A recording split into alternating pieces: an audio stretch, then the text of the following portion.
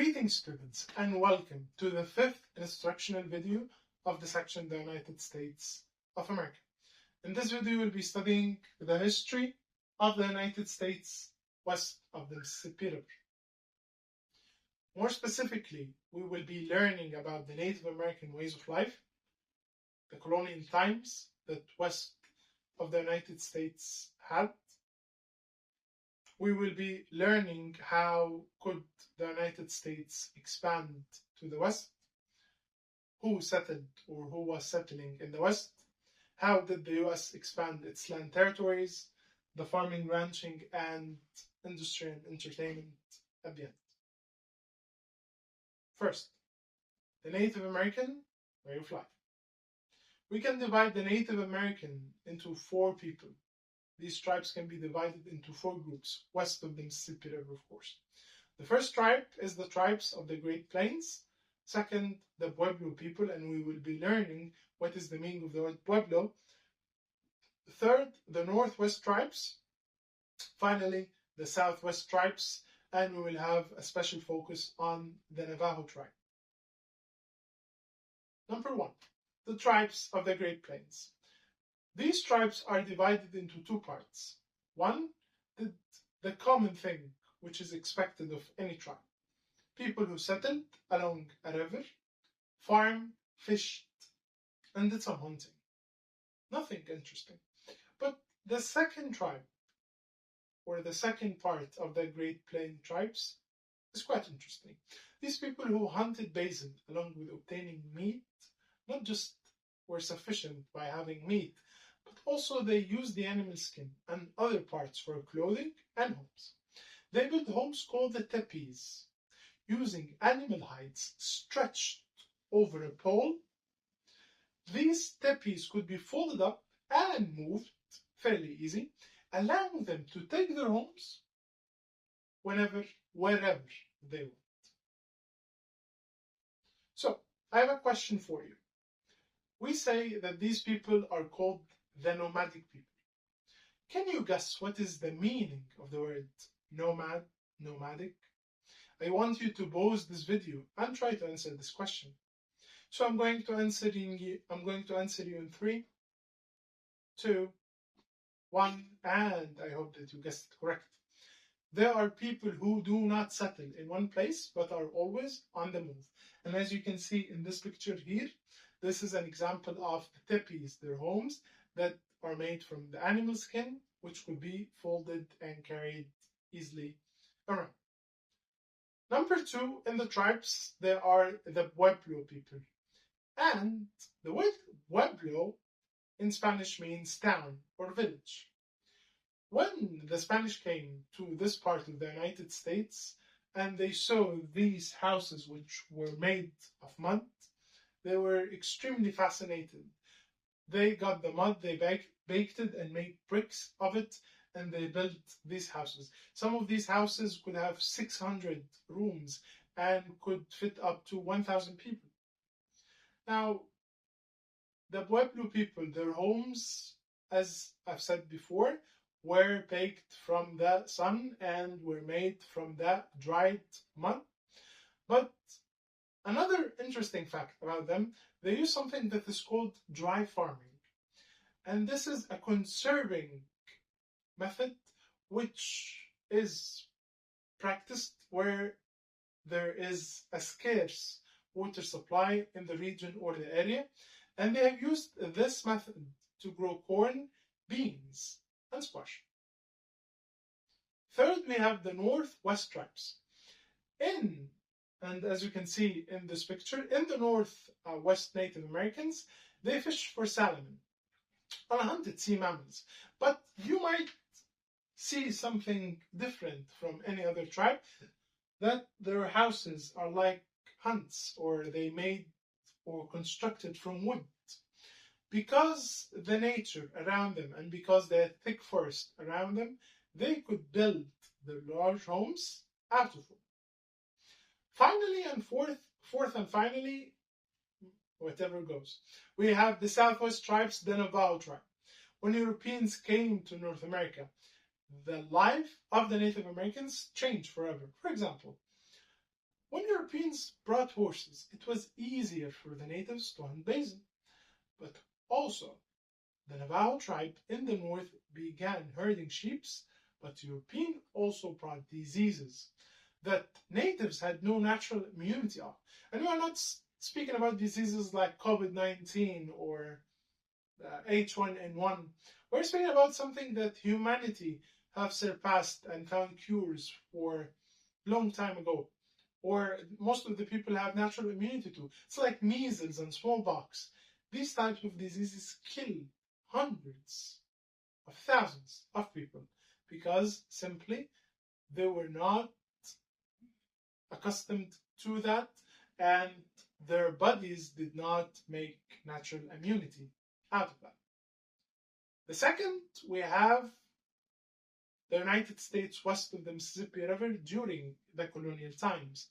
Now, can you guess who were the first Europeans to establish settlements in North America?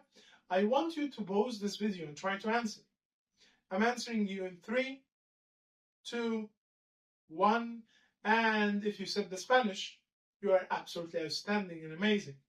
I've said it in earlier videos. If you are keeping note or if you are paying closer attention.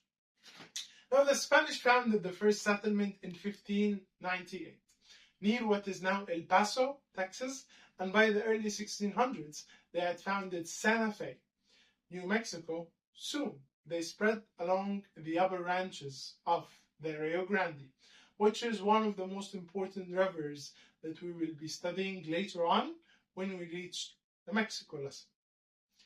Now, in the 1700s, the Spanish settled part of California and Texas. Some settlements mainly contained missionaries. Who are the missionaries? They are people, Christian people, very devoted. They are church-based communities that led by Catholic priests, which they hoped that the Native Americans will adopt Christianity and the Spanish way of life as well. Now, the Europeans introduced new crops that was not present in North America, like oranges, grapes, apples, peaches, pears, and olives. In return, they adopted crops that were not present in Spain, such as tomatoes, corn, and avocados. Now, looking at this amazing picture of the French market in New Orleans, we can assume that the French claimed much of the land east of the Rocky Mountains. They called this vast area Louisiana. The most important settlement was New Orleans. It was founded as a port for the shipping goods. Third, US expansion to the west. Now, after the American Revolution or the war ended in 1783, Americans looked to the west of the Mississippi River to secure their frontier. And frontier means to secure their borders. In 1803, President Thomas Jefferson purchased the vast Louisiana territory from France, which was having a financial trouble during the Napoleonic Wars and the instability of the political situation in France. So this made the Americans had a very good chance of the purchase of Louisiana, which nearly doubled the size of the United States, and this gave Americans access to the West. Now, I want you to look at this map that we have here, and later on we will be going back to this map, but I want you to look at the size of Louisiana, the size of the 13 American states. What's here is British territories, what's here is Spanish territories, and the Americans later on will have something called the manifested destiny. Later on, this video will be discussing what is that and how did they think that this is their divine right to claim what's between. We will be discussing that. Hold on. Now, soon after Jefferson selected two clever men named Merrill Lewis and William Clark, those two were assigned to explore the West. They took 50 men with them, and they spent 2.5 years in their expedition. 2 years to explore and 6 months to come back. which they have recorded data about plants and animals living there. Also, they have made peaceful contacts with the Native American people reaching the Pacific Ocean. Basically, they helped the Americans set claim on Oregon and Washington. Washington, the state, not Washington, D.C. Be careful, big difference. Fourth, setting the West. By the 1830s, Americans had come to believe in the idea of manifested destiny. I want you to pause this video. This is why I did not tell you the answer. I want you to pause this video and think for a minute. Try to guess the meaning of the word or the term manifested destiny. So I'm going to answer you in 3, 2, 1, and if you grasped anything from my speech, you are an outstanding person. The right to live from ocean to ocean, from the Atlantic to the Pacific. This belief later helped promote the nation's Westward movement. Now, how did the United States expand its land territories? As we said, these were the 13 original states. Then we have Louisiana Purchase. Then we have huge land, which is controlled by the Spanish, and also not very small land controlled by the British, but be careful. We said that Oregon and Washington, the state, are in the British territories. So how could the United States secure having them? We say that the settlers began to move to the rich farmland in what is now Oregon. Over the years, thousands of people moved there, but there was a problem. The land that was claimed by both the United States and Britain. In 1846, the two countries reached an agreement that the USA gain control of these two future states and Britain to keep the lands to the north, which later these lands were called the country of Canada. Meanwhile, some American settlers moved to what is now Texas, which belonged to Mexico at the time. In the next decade, they declared independence. As you can see in this lovely picture here, we say the Republic of Texas from 1836 till 1845, which lasted less than 10 years. But Texas was a country, as I promised you in the introductory video. Now, after almost 10 years, many Texans wanted to join the United States. So in 1845, the United States annexed or took control of Texas. I want you to look at this picture. Now, after the United States secured the purchase of Louisiana, annexed Texas, and took Oregon territory, there is a big problem. The Mexican belongings or the Mexican land. Tension between the United States and Mexico. The actual war between the United States and Mexico started after it followed the 1845 American annexation of Texas, which Mexico still considered it as territory. Why? Mexico refused to recognize the Treaty of Velasco because they were signed by the president Antonio Lopez de Santa Anna while he was captured. He was a president by the Texan army during the 1836 Texas Revolution.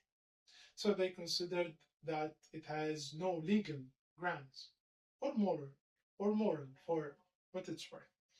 But on May 12, 1846, the United States Senate voted 40-2 to go to war with Mexico. President James Polk had accused the Mexican troops of having attacked Americans on U.S. soil north of the Rio Grande, but Mexico claimed this land as its own territory and accused the American military of having invaded these territories that belong to Mexico. Of course, finally, the American won, and this is the price Mexico had to pay of going to war with the United States. They lost all of the green territories that you can see in the map, a huge loss. Some people even say now that the United States stole a lot of the Mexican land. In 1848, Mexico gave the United States a vast area that later formed all of California, Utah, Nevada, as well as parts of Colorado, Arizona, Wyoming, and New Mexico, which added a sizable Spanish-speaking population to the United States. 6. Farming and of the white settlements came at the expense of Native Americans. Native Americans suffered from the change to the environments and the growth of population of the white people because it took away lands they used to hunt or farm. Natives tried to resist, but sadly, they were outnumbered. Finally, Native Americans were forced to live in reservations. These lands, often located in areas with poor soil, that made farming very difficult. Also, Native Americans, their offspring, they were forced to attend a white school or a school run by white folks that taught them some things or some sciences that did not strengthen the root to their original or to their history and past. Instead, they tried to wipe out the Native Americans' history. Now, we say in the 1800s, most of the Americans were farmers. As a farmer, and as they have very fertile lands in the West, most of them, they have dreamt of having their own farms in the U.S. west of the Mississippi River. And in 1862, the American dream became true. The U.S. Congress made the Homestead Act, which gave the land to anyone who claims it, but under some conditions. First, make a farm. Second, make a home. Third, stay for the place for 5 years. And that's yours. And the land is yours. It was not that easy in the beginning, of course, because the land did not contain so much of natural forest, so gathering wood was challenging to build homes, and making the land good for agriculture and planting crops was a bit of challenging in the beginning. Finally, we are going to speak about industry and entertainment. Then the industrial activities in the West were mainly economic activities. They focused on the resources of the region. Companies made silver and copper mines. Other cut trees for lumber. Fishing also bloomed. Later, oil was discovered in Texas, California, and Oklahoma, which companies raced to benefit from the valuable black gold. Finally, we said that other industries focused on recreating and entertainment. California became to the movie industry. Las Vegas turned into a major resort city known for its casinos. Some other places became favorite destinations for vacations and skiing. By this, we have finished the history of the United States west of the Mississippi River. It's just one more lesson, the modern life of the people of the United States west of the Mississippi River, and you will have your first practice test. I hope that you answered. Do not forget to answer the quiz below. Do not forget to check if there are any sheets are updated on the website. Thank you and see you later. Bye-bye.